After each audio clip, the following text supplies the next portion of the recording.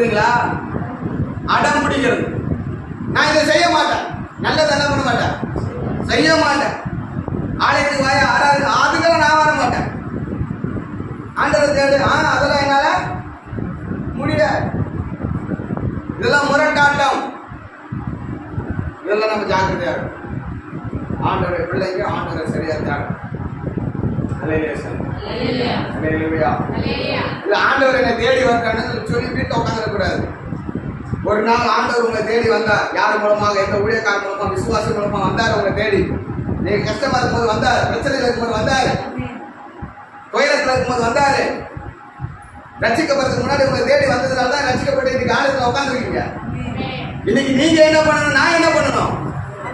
ஆண்டவரை தேடி வருவேன், நான் உட்கார முடியாது. நான் தான் ஆண்டவரை தேடிப்போம். தேடி போவாது என்னது? முரட்டாட்டம். இது ஆண்டவர் சொல்லியிருக்கிற, அதெல்லாம் என்ன செய்ய முடியாது? முரட்டாட்டம். ரட்சிக்கப்பட்டவங்களுக்குள்ள செய்யப்பட்ட காரியம் இருக்கு. இது என்னதான் பாருங்க, அங்க சொல்றாரு பாருங்க,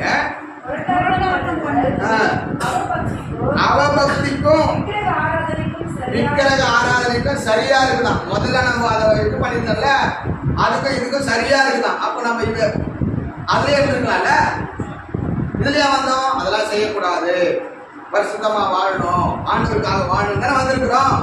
இங்கே வந்து தேவையில்லாத குணங்களோடு இருப்போம், அதனால அது சரியில்லைன்னு சொல்லுகிறான். இந்த பாவம் நமக்கு மன்னிக்கப்படணும், நம்ம ஆண்டவர்கிட்ட மன்னிப்பு கேட்கணும். ஆண்டவரை நான் யாரை பத்தி பேசக்கூடாது? என் வாயை திறந்த ஏசப்பாவை பத்தி பேசணும், என் வாயை திறந்த ஆண்டவருடைய வார்த்தையை பத்தி பேசணும், என் வாயை திறந்தா மற்றவங்களுக்கு நன்மையான காரியங்களை பேசணும் அப்படின்னு ஆண்டவருக்கு நான் ஒப்பு கொடுத்து அன்றுவே என்னை மன்னியும் என்று சொல்லி நான் ஆண்டவருக்கு சொல்லியிருக்கேன். நேரம் இல்லாத ஒரே ஒரு வசனத்தை வாசிக்கணும் சொல்லி 1 யோவான் 1ஆம் அதிகாரம் 9ஆம் வசனத்தை வாசிக்கணும். 1 யோவான் 1ஆம் அதிகாரம் 9ஆம் வசனம். நம்முடைய பாவங்களை நாம் அறிக்கையிட்டால் பாவங்களை நமக்கு மன்னித்து எல்லா அநியாயத்தையும் நீக்கி நம்மை சுத்திகரிப்பதற்கு அவர் உண்மையும் நீதியும் உள்ளவராக இருக்கிறார். எல்லாரும் நம்ம அப்படியே எழுச்சி நிற்போம்.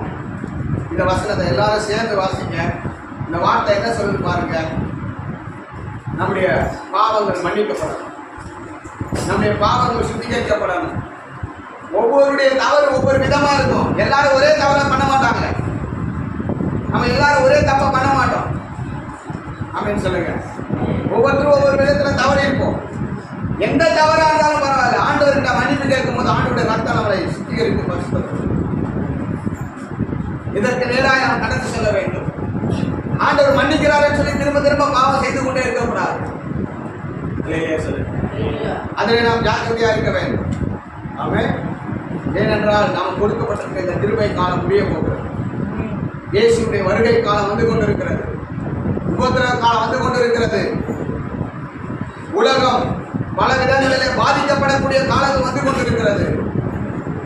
நமக்கு கிருபையா தேவன் இந்த நேரத்தை, இந்த வாய்ப்பை, சூழ்நிலையை நமக்கு ஒவ்வொரு நாளும் ஜீவனை கூட்டி கொடுத்து நம்மளை பாதுகாத்து வருகிறார். இந்த நாளை நாம் பயன்படுத்திக் கொள்ள வேண்டும். ஏனென்றால் பாவத்தோடு நாம் மறிப்போமானால் பரலோகராஜ்யத்துக்கு போக முடியாது. நாளுக்கு நாள் நாம் பரிசுத்தம் அடைய வேண்டும். எல்லாரும் சேர்ந்து இந்த வசனத்தை வாசிக்க பார்க்கலாம். எடுத்துறீங்க அந்த வசனம், சத்தமா வாசிங்க. நம்முடைய பாவங்களை